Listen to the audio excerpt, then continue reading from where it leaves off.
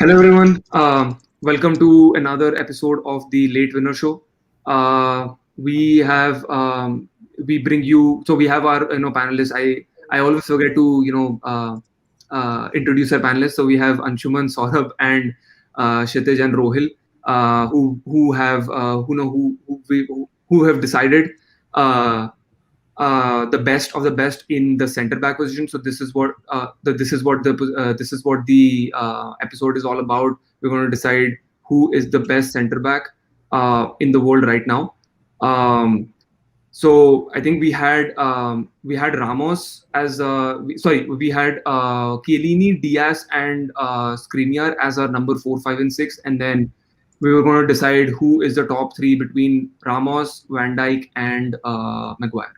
So, what do you guys think in terms of who is the top three?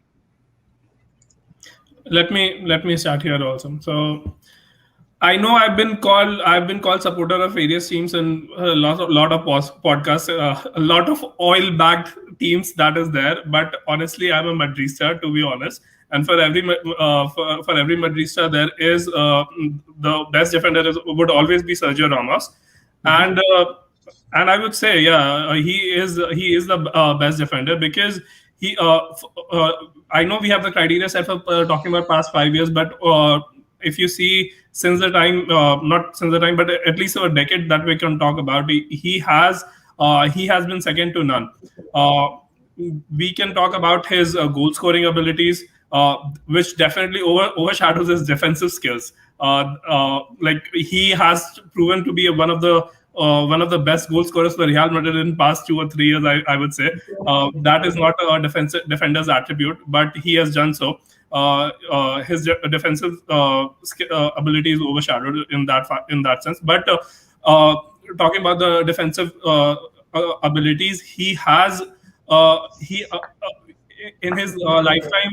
If we talk about stats, so he has won 64% of his duels, which is quite good and is very commendable for a defender. He has won 73% of his tackles, which is one of the top attributes of that the defender should have, and he's very successful in that respect also. Talking about his passing the ball accurately, that stand at a astounding 90%. So you can see like how instrumental Ramos had been in setting up the central defense for Real Madrid. Sorry. No, I think there's some disturbance in the background. That's it. Oh, okay. Sorry. Okay. There might be some disturbance in my back. Yeah, having talked about those things, having talked about tackling already, the other things that stands about outright for Ramos is the ability to clear a ball. He does not play around with the ball at all, with his own feet or passing. He just, as soon as he sees the ball, his tendency is to clear the ball as far as he can. The leadership ability that he brings into the team, and he has captained Real Madrid also, and he has been captaining it. So that is also there. These are the strengths that Sergio Ramos possesses. And to add to this, the accolades that he's achieved in the past 10 years, I would say he has been in the UEFA's Team of the Year for 7 times, which is no joke. Which is definitely not a joke. He has won like four Champions League in past 8 years. That is again very commendable, and he has been very instrumental in the Champions League campaigns for Real Madrid as well. Having said all of this, there is definitely weaknesses to a player, and he's also not excluded from that. He's not very good in set pieces from the defensive mindset. In the attacking, when there is set pieces in the attacking sense, yeah, he's there. He's attacking the ball, scoring goals through headers. That is there, but not very good in the defensive part in set pieces. His positioning sometimes is not very good for a top defender like him, and the very annoying aspect of him is he gets provoked very easily. which sometimes, not sometimes, a lot of times has led to a red card situation for him, and being the most red carded player in La Liga history. Those are the drawbacks that you see, that you have for Sergio Ramos as a defender, but still he remains the top defender for me in the world football yet, and he has a new journey that he is beginning upon as a defender for Real Madrid. Now the game would be centered around him in the defense area. In PSG. Sorry, what I said. In PSG, his game would be centered around the game would be centered around Sergio Ramos in PSG, and that would be the thing to look out for, that how it pans out, and if he's still able to make in the team of the year for UEFA and win the PSG a trophy also, how instrumental he is in that. So let's see. I think your answer definitely just shows that you're a big Real Madrid fan and a big Ramos fan. So Yeah. I don't think I was going to add some of my points, but I think you've already taken everything away. So I don't really So, have anything to add over there. yeah, I'm gonna add something about Sergio Ramos. What I would like to say is he's not just a world class defender. He's well versed with the dark arts of playing football. Like Liverpool fans would definitely remember the Champions League final, where he tackled Mo Salah in such a way that he got injured, and that was one of the biggest reasons to cost Liverpool that Champions League final. So, and he's done that on multiple occasions. He's not done that once. He's done that on multiple occasions. So he's the kind of defender who just he's not only commanding. He does not like marshal that centre back position. You could see how Varane was without Sergio Ramos, but he has that tendency when the game is on its edge. He can take it from the scruff of its neck, make a tackle, injure a player in such a way that it does not look kind of challenging, but he actually ends up making a deep impact on Yeah, that he, player. he doesn't care And about those stuff. yes, and that's he's And like he's that for psycho kind that of player. particular Yes. reason is why I don't keep Ramos as the top defender, because of his temperament and the kind of destructive defensive roles that he plays with. I mean, of course, he is individually one of the best players in the world right now, and you already mentioned a lot of stats. I mean, I going had through to. the stats, I mean, it is brilliant from his side. But the one thing that does not allow me to term him as the best defender is his temperament and the ability to lose it so quickly.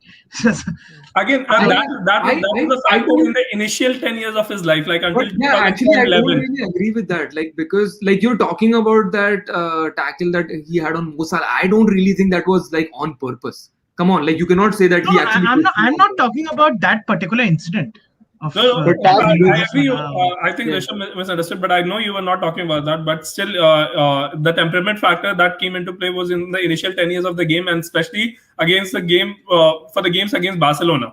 That used to be one of the all the important games in Champions League. But if you see in the past 10 years, he has been very calm, very collected as compared to the initial 10 years of his career. So temperament was a factor initially, but now it still lingers. But not it's not there it's not there pointing out his character all the time. Yeah. But Like like I You also know, think he, I he, also he, think that calculated. Virgil van Dijk, for me, is the number one defender. Even though last season was a pretty bad season for him, got injured for the entire season. yeah. So ignoring that particular entire season facts, I would say because one another thing that comes into my mind, and I don't want to think about it, but in the back of the head, the difference between the leagues, the difference between La Liga and Premier League, and the kind of accomplishments Virgil van Dijk achieved in with Liverpool in Premier League, and the kind of stats that I mean, he nominated for was Ballon d'Or, and I think he was only 8 points behind Messi on winning the Ballon d'Or. That I mean, getting nominated for a Ballon d'Or, just as we mentioned in our previous videos about Manuel Neuer. I mean, that single stat, that single fact proves that how brilliant of a defender he is. And just to throw a little bit more stats, I mean, he had 74% tackle success rate in Premier League during the 18-19 season, which was the most tackle success rate. And probably another fact is that this was the highest tackle success rate for any defender in the last 3 years prior to 2018-19 season.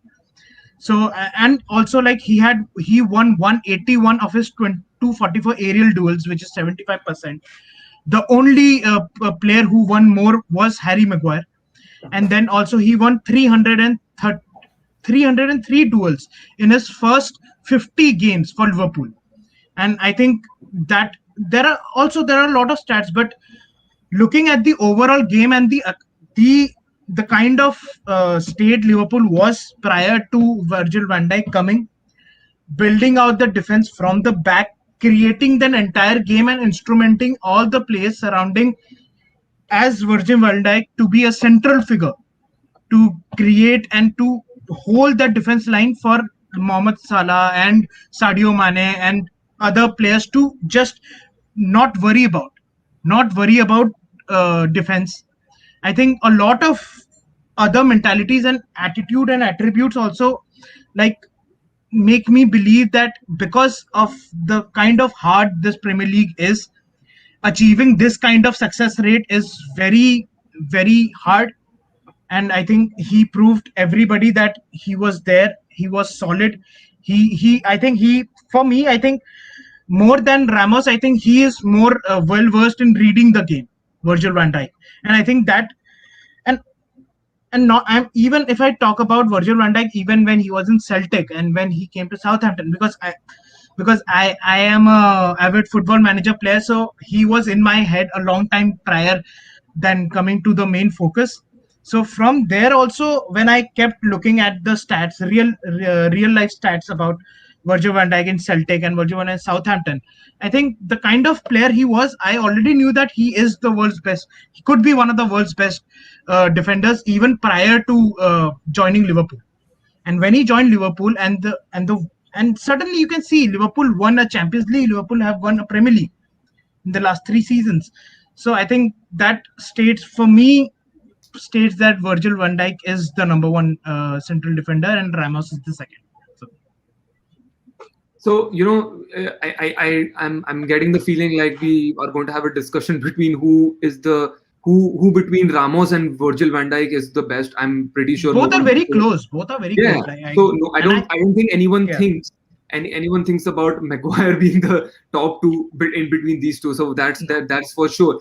I'll probably just add a couple of points which I feel turns the ball in favor of Ramos, just because I've not seen yet Van Dijk playing in an international tournament, so I don't really know how he performs in that. Ramos, we've already seen he's been playing for Spain, barring this recent tournament. He's been playing for Spain ever since. So that is something that we haven't seen yet. And I cannot take it away from him that he doesn't possess. Look, I'm talking about Virgil van Dijk, and he doesn't possess leadership qualities. He has the speed, he has the the aerial prowess and all the leadership qualities and the ability on the ball overall. Like even if he I think he transferred 3 years ago, and I know like what state Liverpool were in that time, and it was a January transfer. He literally just transformed the team within a matter of days. Like it was just with the click of a button, he was like, I know what to do here, and like it was just able to transform the entire team, right? And like I think they reached the Champions League final that year, and then they were able to do one step better in that aspect. But when you're comparing Van Dijk and Ramos has been playing at the top of his game for the longest time. When you look at the last 5 years, he was playing at Southampton, and we did not see like this Van Dijk over there. Maybe yes, of course, like coach changes, team changes, and the players around him has definitely also helped him build that quality he possesses now. But Ramos, I feel like he's been doing that for a longest time. Like even if you look at when Real Madrid had Bale, Benzema, Ronaldo, and like all these Luka, Modric, Kroos, everyone in their team who were basically managing the team in based off like goal perspective and all that stuff. I think he was still the one who was able to deliver that La Decima, even though we're talking about like 7 years ago. But he was still able to. He was the main person who was doing that, right? Yeah. And it's not only about La Decima. He's been in countless number of games. He's been the person who has come up with the goods when you have Ronaldo's, Bale's, Benzema's Right. in your team, right? So I mean, just in that perspective, he just goes a little bit ahead. And Like, I think in his defense, I think one other aspect that I think will put Ramos over Virgil van Dijk for me also is his goal scoring abilities. I exactly. mean, exactly. Right? he is an attacking central defender, and just a astonishing stat: his entirety of Real Madrid, he has scored. Hear this: he has scored 72 goals and has given 39 assists as a central defender. I That think is a new position that we have come I up think with. Rohil, Attacking central defender. I think Rohil, me and Saurabh were talking about it last season when they Yeah. resumed from pandemic, right? It was like every time it was just Ramos who was scoring. Ramos, Like we're like, Yeah, how I many mean, goals is he going to score now? it's funny we have named our show the Late Winner Show, and it's actually a callback to Ram, because after the Actually.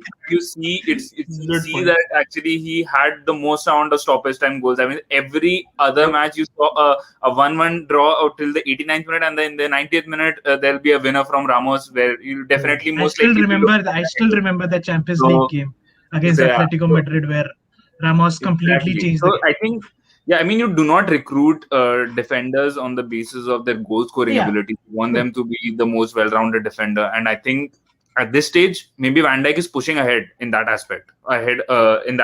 But when you include the goal scoring abilities at this stage, I mean, obviously, then Ramos again inches ahead of Van Dijk. exactly. Probably Maybe a lot of Yep, defenders. He maybe inches ahead of Van him. Dijk scoring a lot more goals in the next few seasons, since we already saw Alisson scoring one in the last season. So maybe Van Dijk gets into the groove and starts scoring more headers in the future. So you see that aspect as well. But yeah, right now I think Ramos is obviously the undisputed number one for us, I guess. I think Kshitij just definitely left because we're not talking about Maguire and his beloved Manchester United. So he's like, yeah, guys, I'm off. I feel like I had so much to talk about Harry Maguire.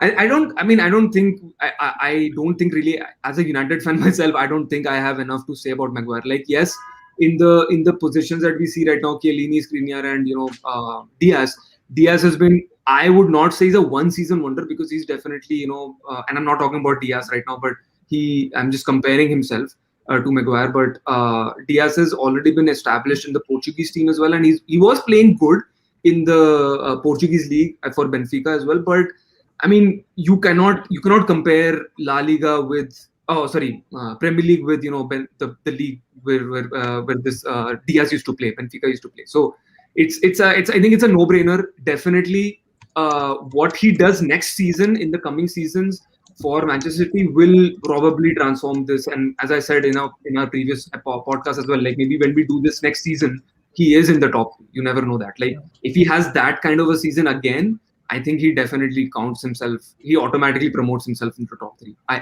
According to me at least. So, yeah. But but we're not still decided yet. But who is the best, right? Is it Ramos or Van Dijk? So Yeah, I will put my foot down and I would say that Ramos edges over Virgil van Dijk when we talk about because the overall defensive. Because we are the majority now. Ramos is the number one defender. Also, majority is there. So, but let me remind our viewers based on the criteria, and I'll leave the criteria. We leave the criteria in the description box below so that you guys can see it. But the player's individual performance and the impact on the team in the last 5 seasons for club and country is the main part that we're going to discuss. Which has the most weightage in deciding who is the best. So, as I said, we haven't seen the country performances because 2018 they weren't able to qualify for the World Cup, and this year obviously he's been injured, so we couldn't see what he could do with the Netherlands. So in that perspective, I feel like I would put Ramos first and Van Dijk second. And anybody who disagrees, yeah. We have the majority. It doesn't matter now. Saurav is like, just discussion over. Let's move forward. Yeah, it's over. It's over. Okay. So I think. Sorry, go ahead. No, I'm just Saurav said it's over, then Rohil said it's over, so I also said it's over. that is not. Okay, so I think we decided unanimously that Ramos, even after having a lot of discussion, a good discussion between Ramos and Because actually I forgot about the fact that from the international state also, I think Ramos edges over Virgil van Dijk. That was one fact that I was not thinking about. So when you mentioned it, I realized that yes, that is another factor that I completely forgot. Okay, so I think Saurabh, me, and Rohil definitely wishes him all the best for his PSG career. But I mean, I don't really care about PSG. I really want him to be back at Real Madrid again. Like maybe he retires from there, but it's fine. We're not going to talk about that. But yeah, so we decided Ramos is the best centre back in the world right now. Definitely, it might change in the next few months even. So never know that. But that's all from our side in this episode. Do not forget to, I'll keep on saying, but do not forget to like, share, and subscribe to our channel. Follow us on Instagram and our Twitter channels for some more good discussions, any polls that we do, and any more awesome content that's going to come in the future. Any series like this, please do make sure that you subscribe to our channel to get the news ahead of time. Because we'll be bringing out these kind of series a lot more. Yes, exactly. So yeah. So I think thank you guys for joining. I'll see you in our next episode for the right backs now. So thank you so much for joining. Thank you. Thank you.